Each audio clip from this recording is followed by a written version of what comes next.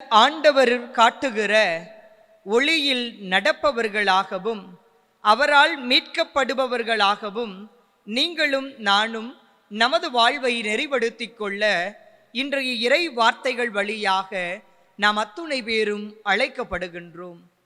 ஆண்டவர் இயேசு கிறிஸ்து 2000 ஆண்டுகளுக்கு முன்பு இந்த அகிலத்தில் வாழ்ந்தாலும் நாம் எப்படி வாழ வேண்டும் என்பதற்கான வழித்தடங்களை நம்மிடையே விட்டு சென்றவர்.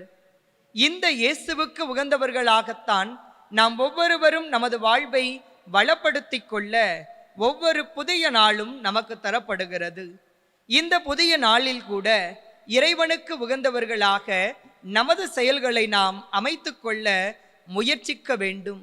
இந்த முயற்சிக்கு அடிப்படையானது ஆண்டவர் மீது நாம் கொண்டிருக்கின்ற அசைக்க முடியாத நம்பிக்கையாகும். பல நேரங்களில் நமது வாழ்வில் ஆயிரக்கணக்கான அறப்பணிகளையும் ஆன்மீக பணிகளையும் நாம் முன்னெடுக்கின்ற போது நாம் இதனை செய்கிறோம் என்பதை விட நம்முள் இருக்கின்ற இறைவன் இதை செய்வதற்கான ஆற்றலை நமக்கு கொடுத்து கொண்டிருக்கிறார் என்ற உண்மையை நாம் உணர தவறிவிடுகின்றோம். ஆனால் பவுலின் வார்த்தைகள் இந்த உண்மையை இன்னும் ஆழமாக இதயத்தில் இருத்திக் கொள்ள அழைப்பு விடுக்கிறது.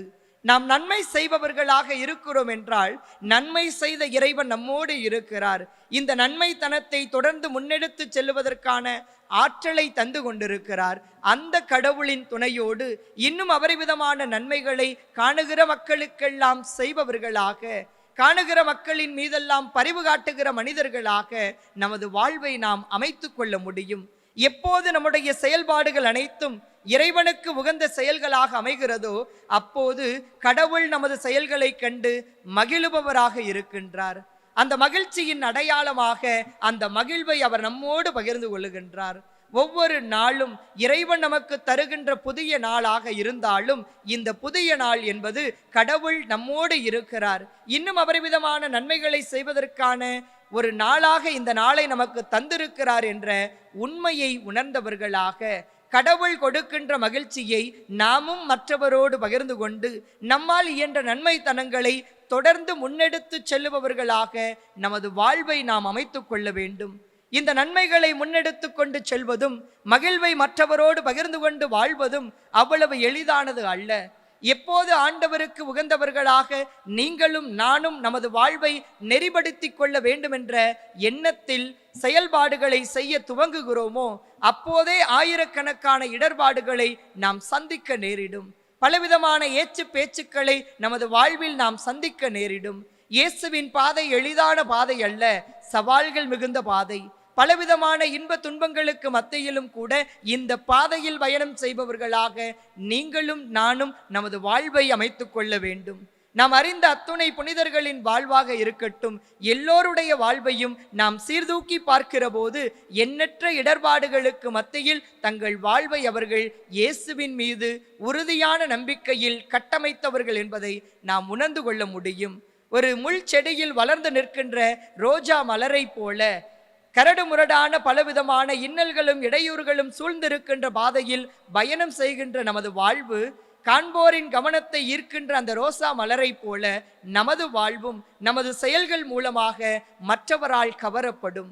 எப்போது கடவுளுக்கு உகந்தவர்களாக நீங்களும் நானும் நமது வாழ்வை நெறிப்படுத்த துவங்குகிறோமோ எண்ணற்ற இடர்பாடுகளுக்கு மத்தியில் நமது பயணத்தை அமைத்து கொண்டிருக்கிறோம் என்பதை இதயத்தில் இருத்திக் கொள்வோம். இந்த இடர்பாடுகளுக்கு மத்தியில் பயணிப்பதற்கான ஆற்றலை கடவுள் நமக்கு தர வல்லவர்.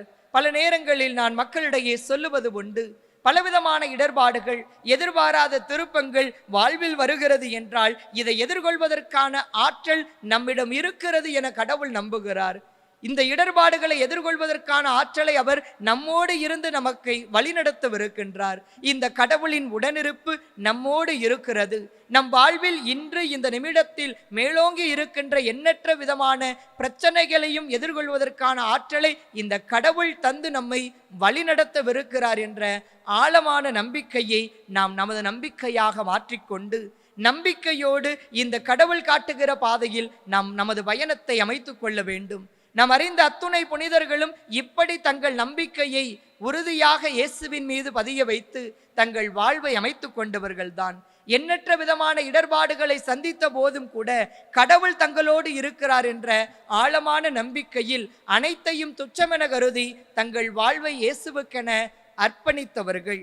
இந்த அர்ப்பணித்த பல மனிதர்கள் வழியாக இன்னும் நம்பிக்கையில் வேரூன்றுகின்ற நீங்களும் நானும் இன்றைய இறை வார்த்தையின் அடிப்படையில் எத்தகைய இடர்பாடு வந்தாலும், எத்தகைய துன்பம் வந்தாலும், எத்தகைய சூழல்களை சந்தித்தாலும் எல்லா விதமான சூழல்களுக்கு மத்தியிலும் இறைவன் விரும்புகிற மக்களாக இருப்பதை இல்லாதவரோடு பகிர்ந்து, மகிழ்ச்சியை மற்றவரோடு பகிர்ந்து வாழுகின்ற மனம் படைத்த மனிதர்களாக நமது வாழ்வை நெறிப்படுத்திக் கொள்ள வேண்டும்.